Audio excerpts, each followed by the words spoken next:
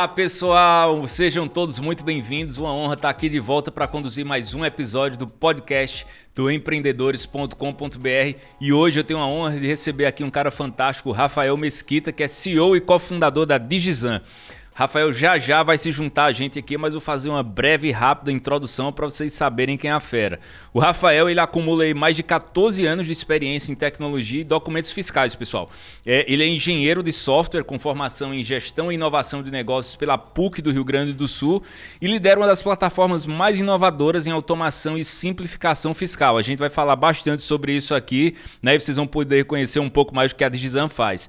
A Digizan atende aí mais de 15 mil empreendedores em todo o Brasil e sob sua direção, sob a direção do Rafael, a Digizan se tornou referência no apoio a infoprodutores, e-commerces, dropshippers e empresas digitais, aí garantindo eficiência, segurança e economia no processo de emissão de notas fiscais.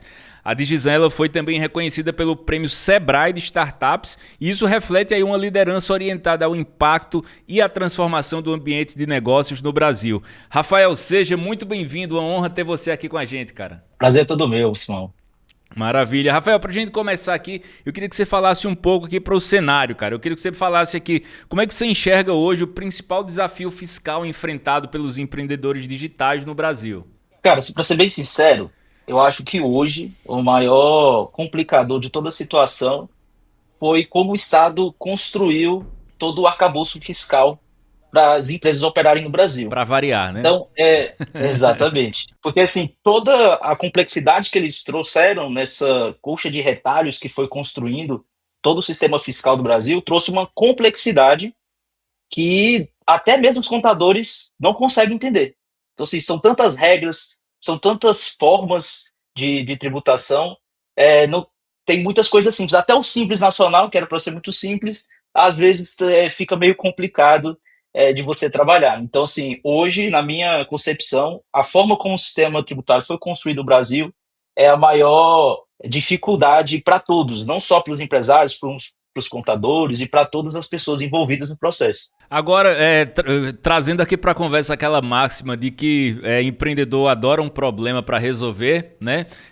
Para você que empreende no setor, essa complexidade, esse caos não deixa de ser uma oportunidade. E eu vejo que a Digizan tem enxergado com muita atenção aí essas dificuldades e buscado simplificar, né? Assim, o que é que moveu vocês aí a criarem a Digizan e, enfim, olharem para esse mercado? Quando a gente começou a empresa, um dos sócios é o Newton, né, que é um contador, e ele tinha ali os clientes dele. Então, os próprios clientes dele já traziam de certas dificuldades, principalmente ali no processo de emissão de nota fiscal, e foi aí que começou a Digizan. Então, a gente começou atendendo ali os clientes do nosso sócio, e aí, em seguida, a gente criou um SaaS para poder espalhar essa solução para mais empresas. E o que a gente observava justamente era essa dificuldade do empresário pequeno, porque normalmente o empresário pequeno, ele faz a gestão do negócio dele, ele que emite a nota muitas Sim. vezes. Então, se não é essa pessoa, ele vai ter uma pessoa ali que não tem uma instrução tão grande, vai ser uma pessoa ali do administrativo também que vai fazer isso, que também não vai saber nada sobre nota fiscal.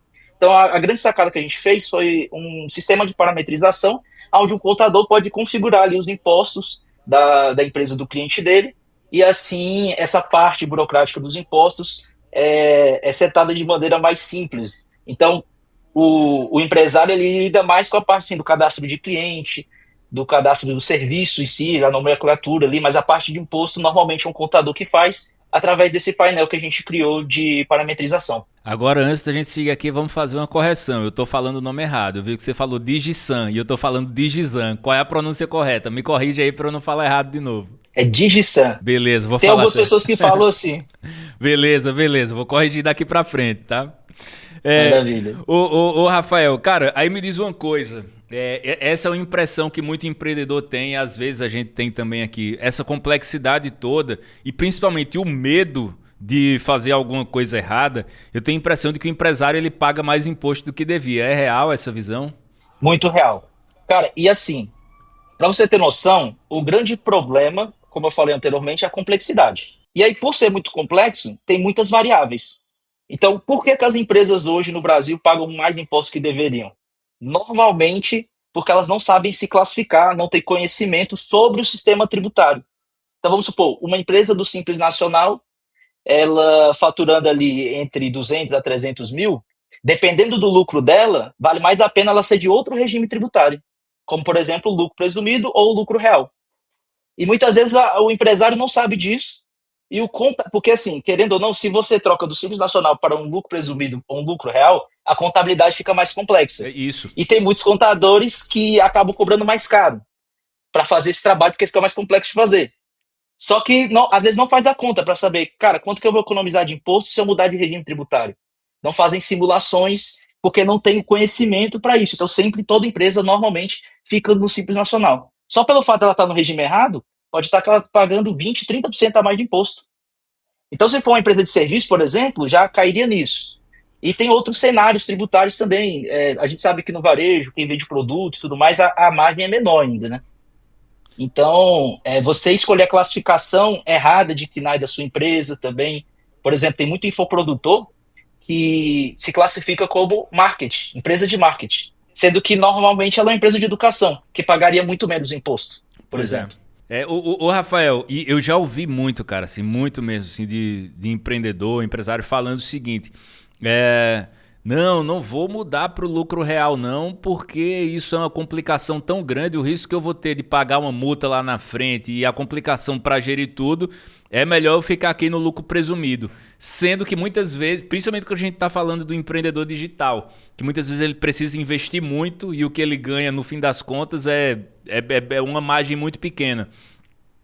Isso daí para mim é aterrador, né? Assim, o cara aceitar pagar muito mais e realmente acaba sendo muito mais mesmo, porque o lucro que ele vai ter de fato em muitas operações digitais não bate com o faturamento ali, né? E quando ele vai ali pro lucro presumido, é meio complicado, cara. Assim, na sua visão aí como empreendedor, o que você sugere? Pô, qual é o caminho para fazer para você não entrar numa roubada dessas? Olha, assim, infelizmente, hoje, o empresário brasileiro, ele tem que estudar como que funcionam os regimes tributários.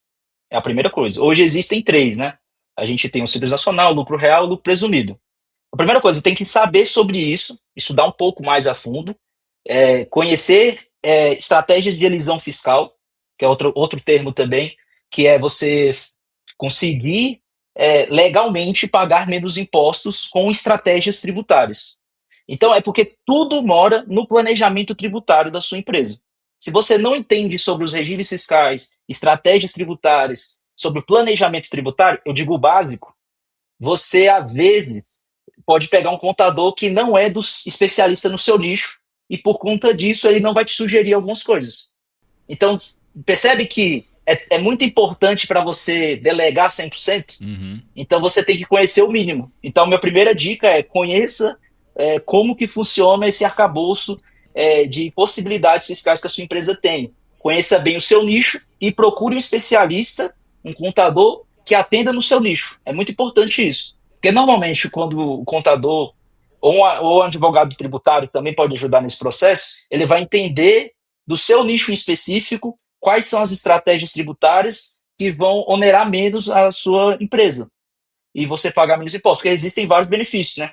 Se, como eu falei, é muito complexo e cada estado pode ter benefícios a depender. Então, por exemplo, eu já sei que muitos e-commerce, alguns estados, têm benefício fiscal para empresas de produto. E aí, por exemplo, Minas Gerais. E aí, você em São Paulo pagaria, vamos supor, 18%, aí Minas vai pagar 10%. Aí você teria que mudar o endereço fiscal da sua empresa, mudar toda a parte fiscal para outro estado, entende? Então são várias estratégias e são milhares, porque são muitas regras. Então é necessário esse estudo para você ter uma noção do mínimo, até para selecionar quais especialistas vão te ajudar nesse processo. E a gente vai ter essa mudança agora, né? Para mais uma vez, assim, o objetivo em tese seria simplificar, mas pelo menos a transição ela ainda está meio obscura, meio caótica e muitos empresários tendo a percepção de que vão acabar pagando mais imposto, né? Com essa mudança para CBS, enfim, essa unificação dos impostos. Como é que vocês estão se preparando para isso aí e qual é a tua perspectiva em relação a esse cenário? Assim, como é que você enxerga esse movimento? A Tindisan, ela trabalha na parte técnica ali da emissão dos documentos fiscais. Em relação aos documentos fiscais, eles vão ser muito impactados com as mudanças. Por exemplo, com o acréscimo do IBS, do CBS, do IVA dual, da Zona Franca de Manaus, a adaptação do que vai ser o ZME, que vai ter essa migração. Tudo isso a gente vai ter um grande impacto, só que todos eles são comunicados pelo governo através de notas técnicas. Então, a nossa equipe sempre está monitorando as notas técnicas e já implementando as mudanças necessárias para atender às regras da reforma tributária. Então, por exemplo, já vai entrar agora em janeiro de 2026 os campos do IBS e do CBS com preenchimento ali de valores padrão de alíquota, né? 0,5% e 1%. Isso daí já está sendo feito, a gente já faz todo esse trabalho para que os nossos clientes sofram o menos impacto possível. Então, nessa questão da reforma de preparação, a gente está nesse sentido. Agora, qual o impacto, né, que eu vejo que vai acontecer?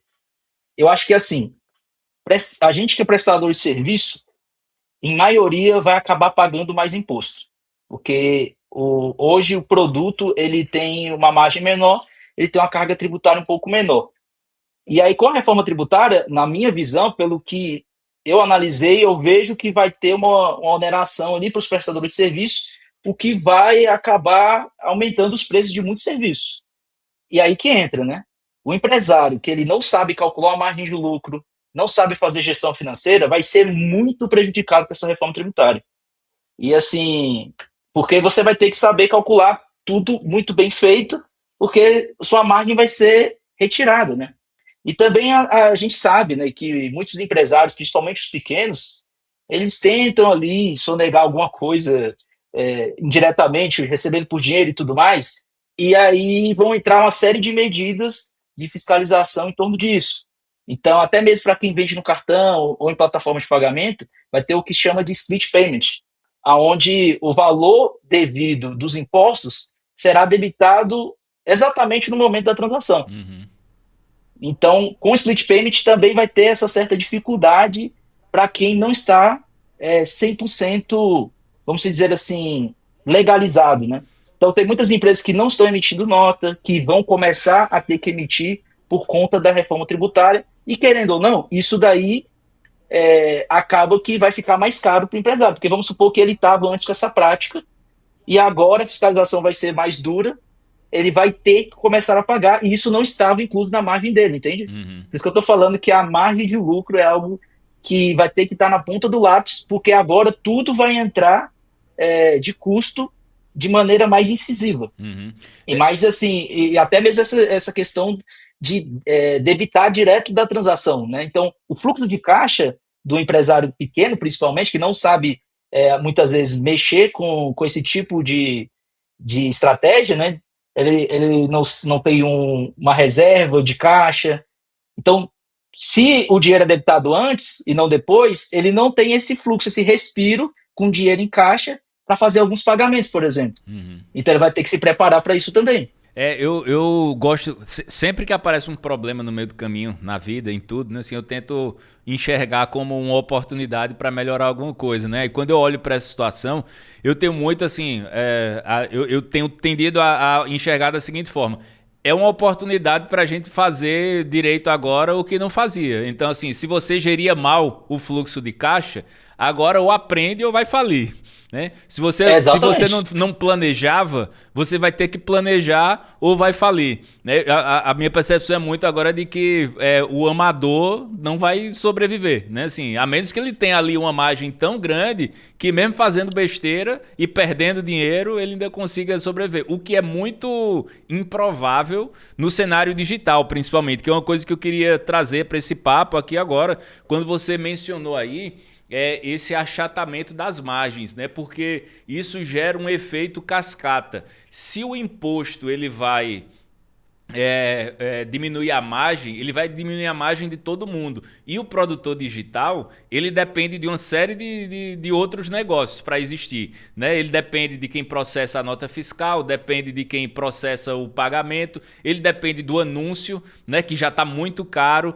O próprio Facebook, a Meta já anunciaram que no ano que vem vão ter um reajuste. Né? Vi até alguns estudos aí mostrando que, em média, né, a margem de lucro de quem vende no digital, nos últimos anos, aí, ela reduziu aí, às vezes para 20%, 15%, né, por causa, né, de como os anúncios comem essa margem. Com esse aumento no custo de anúncio e de toda a esteira de serviços que esse empresário precisa ter ali para operar, ele vai ter que ser muito mais inteligente aí no seu planejamento para gerar mais caixa, né, aumentar essa margem, né, e ter uma visão muito clara ali do seu fluxo, né? Sim, então, e é uma coisa assim, como você falou, os amadores vão meio que ser dizimados, porque como que a Meta pode repassar 22% de aumento? Porque ela pode.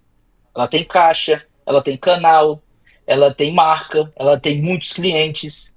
Imagina o pequeno que não tem canal, depende de indicação, ele não tem caixa e ele tem que repassar 20 a 30% de aumento de imposto, né, de oneração, porque é uma cascata, igual você falou. Então a Meta aumenta 22, aí o outro fornecedor aumenta 22, o outro aumenta 15, o outro aumenta 30. Então você vai ter que aumentar os seus preços. E se você não tem uma máquina de vendas, por exemplo, ela está sempre colocando clientes novos, tendo uma marca. Então, tudo isso vai afetar. Então, o pequeno que não tem caixa, por exemplo, para se adaptar a isso, né, ter um tempo de oxigênio para se adaptar a isso, vai ter muitos problemas. Porque como ele não tem caixa, ele vai ter que aumentar os preços, as vendas vão cair, e ele não tem margem, e aí, como é que vai ficar isso? Então, quem não tem caixa para suportar mudanças drásticas como essa, vai ser pego de surpresa e vai acabar se dando muito mal, né? Então, é bem complicado. Rafael, e aí vocês têm uma relação muito próxima com infoprodutores, com e-commerces, com dropshippers, enfim, vocês têm uma visão bem ampla assim, de como esse mercado opera, porque vocês estão aí como parte da operação desses negócios, né? São o quê?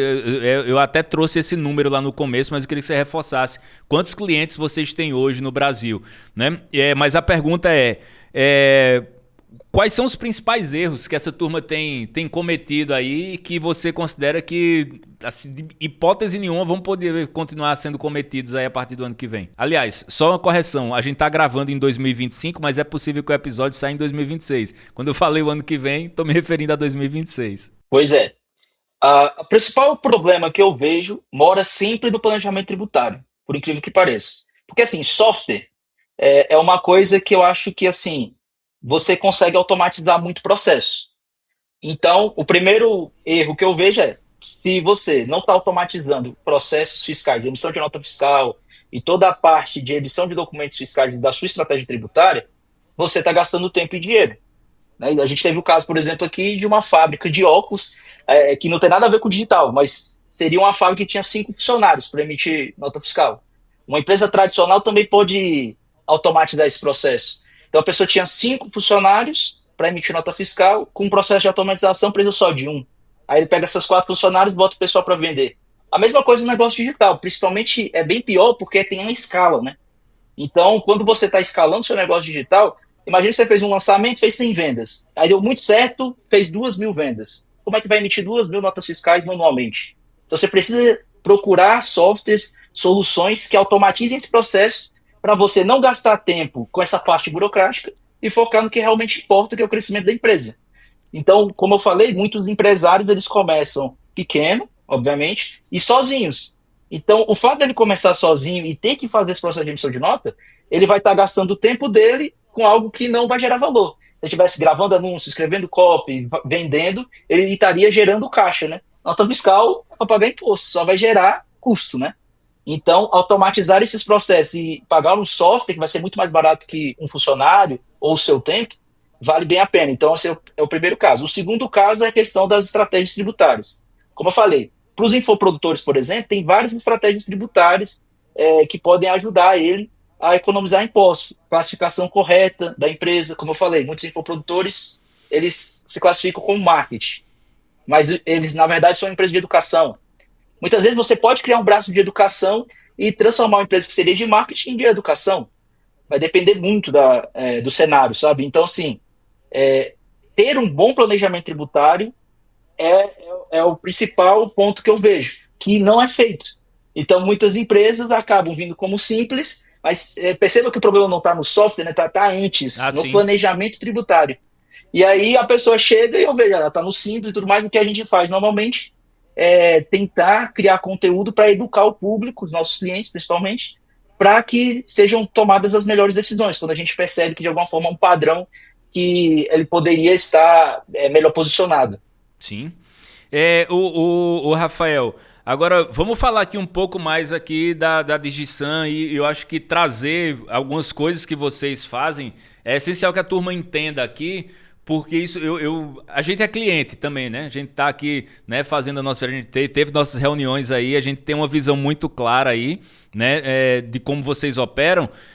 E aí eu queria trazer um pouco dessa nossa experiência de dentro aqui para compartilhar com a turma, porque eu acho que muita gente passa perrengue porque muitas vezes não sabe que vocês podem ajudar a resolver uma dor, né? Você falou aqui da emissão de nota fiscal manual, que eu não consigo imaginar hoje alguém perder tempo emitindo nota manualmente, mas eu sei que muita gente faz, né?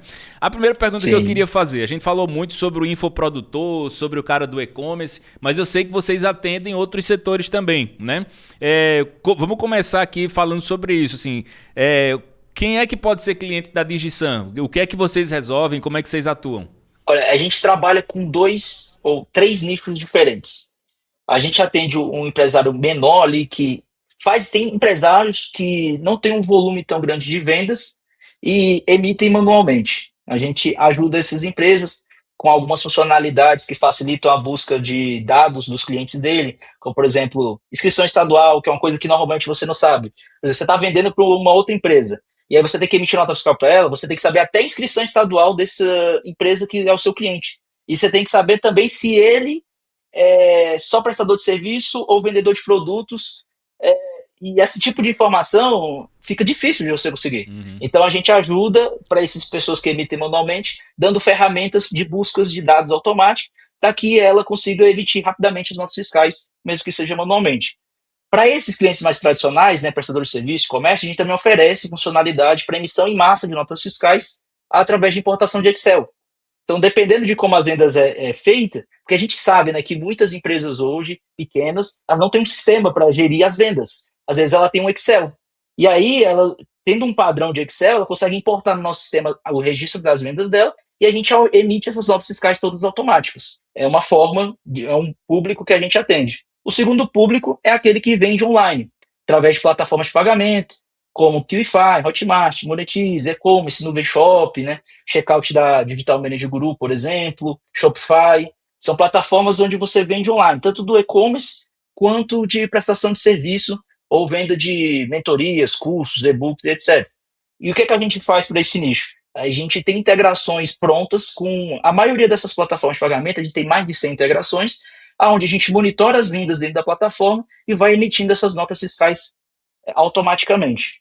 Também a gente tem funcionalidade para fazer ali quando a pessoa normalmente pede reembolso, né, do produto ou serviço, a gente tem ali o cancelamento da nota fiscal automaticamente quando esse reembolso é feito para esse público. E temos também os públicos de alto volume, né, que vão emitir ali mais de 10 mil a 50 mil notas fiscais por mês. Tem gente que emite até 200 mil notas, que são as nossas APIs de larga escala, onde a gente consegue integrar com software proprietário dessas empresas grandes e automatizar todo esse processo. Então, basicamente, são esses três públicos principais que a gente trabalha. Maravilha. Eu queria falar de uma outra funcionalidade de vocês aí que eu acho que ela é muito útil para muita gente e que muita gente não sabe também e acaba tendo bitributação, pagando mais imposto, que é o split fiscal, cara. E explica pra gente aqui como é que funciona esse split ali, como é que ele facilita para gerar essa economia real, né? Sim. A questão do split fiscal, ela gira em torno de uma transação que ela pode ocorrer para muitos afiliados, né? Então, por exemplo, vamos supor que você tem ali afiliados que revendem o seu produto. Muitas vezes, se você for optante pelo Simples Nacional, por exemplo, todo o pagamento de imposto é em cima do faturamento. Então, se numa venda de R$ 1.000 você pagar ali o imposto em cima de R$ 1.000, você vai estar pagando mais imposto que deveria e o seu parceiro teria que emitir uma nota fiscal contra o seu CNPJ. Então, uma forma de split empresarial que a gente tem é, a partir de uma transação, se a empresa for do Simples Nacional, essa seria a melhor estratégia. A partir de uma transação, por exemplo, de R$ 1.000, o produtor principal teria que emitir uma nota fiscal de R$ 500 e o outro teria ali uma comissão de 50%, cada um emite uma nota fiscal. A gente consegue automatizar isso. Dada uma transação, a gente emite duas notas fiscais para o consumidor final, assim não é bitributado nesse caso, porque a empresa do Simples Nacional teria esse problema. Agora, se for uma empresa do lucro real, aí já não teria problema ser emitida uma nota fiscal do valor cheio para o cliente final e duas notas fiscais, se fosse, no caso, três participantes, né? Uhum. Um produtor e dois afiliados, por exemplo. Aí o produtor emite a nota fiscal para o cliente final do valor cheio e os dois afiliados emitem a nota fiscal contra o CNPJ do produtor.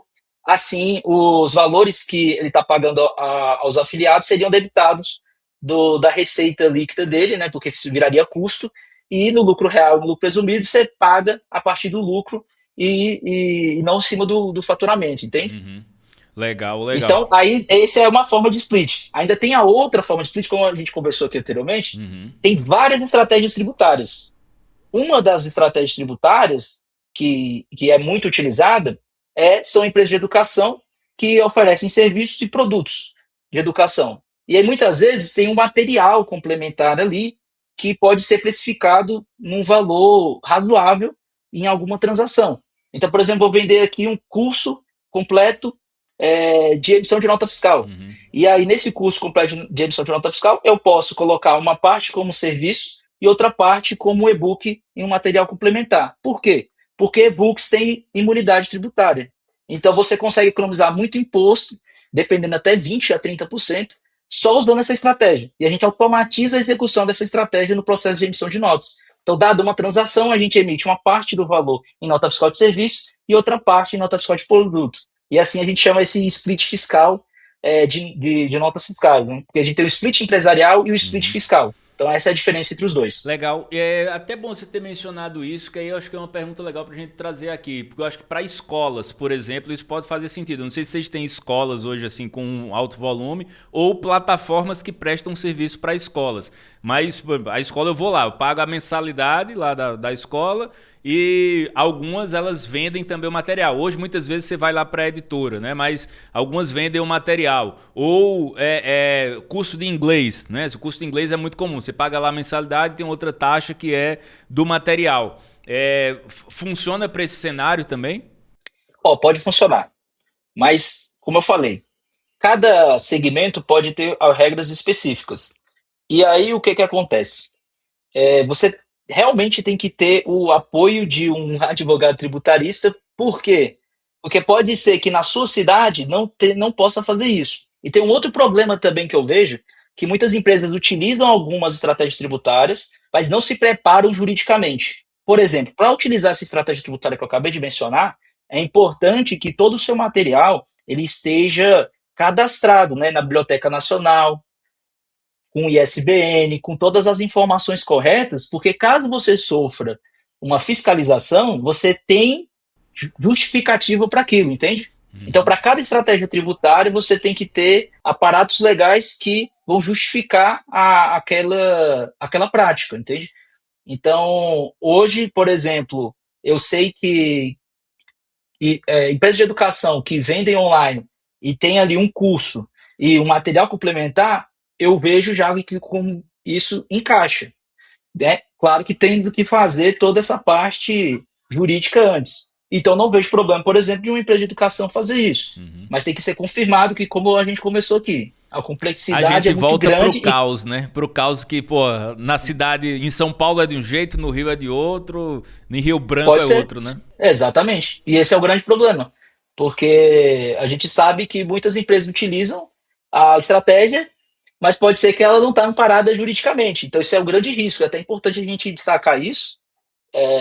Quando for aplicar alguma estratégia tributária, precisa ter esse aparato todo por trás para garantir que você possa usar aquilo com segurança. Porque não adianta nada, né? Você economizar imposto aqui há 5 anos e aí a Receita vai e te notifica que você tem que pagar retroativo. Então, tudo que você implementa, se você demorou 10 anos para ser notificado e fiscalizado, etc., eles sempre cobram retroativo. Uhum. Então tem que ficar ligado nisso também. Rafael, e me diz uma outra coisa, cara. Pegando o gancho nesse ponto que a gente tocou aí do caos tributário no Brasil.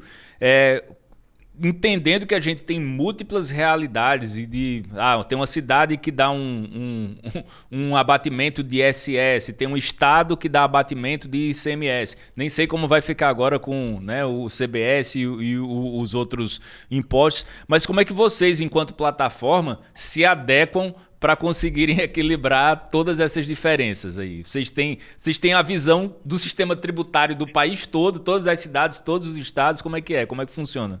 Então, a gente trabalha com parametrização. Então, a gente tem o que a gente chama aqui de motor de regras, aonde o contador da pessoa pode parametrizar o sistema com diversas regras. Então, como eu falei, né, se tivesse a regra do split, a gente tem lá para o contador setar que ele vai utilizar aquela regra. Então, em relação às alíquotas, todas têm parametrização. Então, ele vai colocar a alíquota de acordo com o cenário tributário mais interessante para o cliente dele. E aí a gente está procurando formas, né, de facilitar isso, mas com o avanço da reforma tributária, tende a ficar menos complexo essa parte de cálculo de imposto, por exemplo. Uhum. Tá? Porque vai ter, vamos dizer assim, APIs e integrações que a gente vai poder fazer com o governo para que esse cálculo seja feito de maneira automática. E aí os próprios estados e municípios que vão definir isso. Mas hoje, nessa exata data, né, a gente tem um motor de regras onde o próprio contador ali do nosso cliente consegue parametrizar todas as informações para elas ficarem corretas e tudo ser calculado de maneira correta, assim como o contador planejou no tributário do cliente dele. Massa. E me diz uma outra coisa, cara. Essa daqui é uma visão que eu tenho de dentro, tá? Assim, olhando para vocês. E eu percebo que a forma... eu não sei se eu trataria nem como estratégia, mas eu acho que é cultura mesmo. Assim, eu acho que a cultura de inovação de vocês me pegou muito. Assim, é uma coisa que eu acho que é o melhor caminho. Que vocês têm uma atenção muito grande à experiência do cliente, tem esse contato próximo, né? E uma coisa que você me disse, né, num papo que a gente teve antes, né? Pô, Simão, talvez eu não tenha essa solução específica que você tem agora, mas para a gente é importante entender e tentar desenhar para desenvolver, porque isso é uma inovação que vai servir para vocês de forma personalizada e que isso pode orientar, né, o desenvolvimento de algo que seja padrão para outros também lá na frente, né? E aí eu queria que você falasse um pouco sobre isso. A Digição é uma empresa reconhecida, inclusive premiada por ser uma das mais inovadoras do segmento no Brasil, e eu queria que você falasse sobre isso, como é que funciona o processo de inovação de vocês, cara. Sim, então como é que a gente faz, né? Primeira coisa, a gente fala aqui que o nosso suporte é VIP, justamente para ter uma proximidade maior com o cliente, para entender os problemas que ele está enfrentando. Porque o que alimenta o nosso processo de inovação é o contato com o cliente. Tem muitas empresas de software que quer fugir dos clientes. Coloca lá chatbot, robô para falar com o cliente, e o cliente não consegue resolver os problemas, né? Então a gente não foge do cliente. Então a gente tem número para as pessoas ligarem, a gente tem várias formas de contato para facilitar o acesso do cliente a gente. E aí a gente guarda todas essas dificuldades que os clientes têm para alimentar o nosso processo de inovação. O nosso motor de regras foi criado justamente por conta disso. Porque a gente percebeu que a gente atende diversos nichos diferentes. E como a complexidade é muito grande, cada um pode ser diferente. Pode ser que empresas do mesmo nicho, em estados diferentes, a estratégia tributária deles seja completamente diferente. Então a gente desenvolveu um motor de regras justamente para ter algo dinâmico para atender os nossos clientes. Então, como eu falei, né, no caso de vocês, falou, cara, mas eu tenho aqui um cenário muito específico da minha empresa. Com o motor de regras, a gente consegue fazer isso de maneira rápida, né? Então, 7, 14 dias, a gente cria toda uma automação para um cenário que não existia antes no nosso sistema. E assim a gente consegue atender vários nichos diferentes. Então, essa parte de inovação, a gente conseguiu desenvolver o motor de regras. E é por isso que a gente consegue se adaptar rapidamente a qualquer cenário, a qualquer cliente, a qualquer momento. Pô, fantástico, Rafael. Cara, a gente tá aqui se encaminhando pro nosso fim do nosso papo, mas antes da gente encerrar, eu quero que você fale aqui. Como é que a turma pode encontrar, né, mais informações, entrar em contato com vocês para saber, né, conhecer as soluções da DigiSan e também acompanhar esse teu trabalho, o que é que você tem feito? A gente falou um pouco sobre isso, a gente vai ter que ter outros podcasts aqui para falar um pouco também sobre o teu trabalho pessoal, a tua presença, que eu sei que você é um cara que é referência. Então fala um pouco aí sobre como a turma te encontra, como encontra a DigiSan. Olha, hoje na DigiSan, basta você pesquisar DigiSan no Google ou digisan.com.br. A gente também atende por telefone no DDD 61 3327 3199. E eu produzo muito conteúdo no LinkedIn. Inclusive lá vocês conseguiriam ter acesso a vários documentos onde eu compartilho estratégias tributárias, melhores gateways de pagamento, plataformas de pagamento, vários materiais que ajudam empresários a tomarem boas decisões, aí, tanto na parte fiscal quanto na parte de pagamentos. Lá no LinkedIn vocês vão conseguir me achar por Rafael Mesquita 777 ou Rafael Mesquita DigiSan, você consegue encontrar também. E lá a gente consegue conversar um pouco. Maravilha, recomendo demais que acompanhe, tá? As dicas que o Rafael compartilha lá no LinkedIn são excelentes, né? E para você que é empreendedor e que... isso é uma coisa importante, tá, Rafael? Assim, o empresário, muitas vezes, ele delega, na verdade, ele delarga o contábil e o fiscal para o contador, e isso que você pontuou aqui no nosso papo é muito importante. Muitas vezes o contador, ele não tem um conhecimento muito específico da sua área, né? Por isso que eu reforço, você empresário, estude a área fiscal. É chata, eu sei que é chata, eu acho que nem o contador gosta, né? Mas você precisa saber, cara. Você resolveu empreender, tem umas coisas chatas que você precisa fazer. Exatamente, tem que ficar de olho. Maravilha. Rafael, muito obrigado, cara. Te espero em breve aqui de novo. Você vai voltar aqui pra gente bater mais papos aqui, porque esse é um assunto, inclusive, que acredito que ao longo de 2026 vai render muito. Você é um cara que vai ser crucial pra gente explicar isso para os empreendedores, explicar isso pro mercado, né? E até breve. Muito obrigado por tua participação. Obrigado a você, foi um prazer, Simão. Maravilha, pessoal. Até a próxima.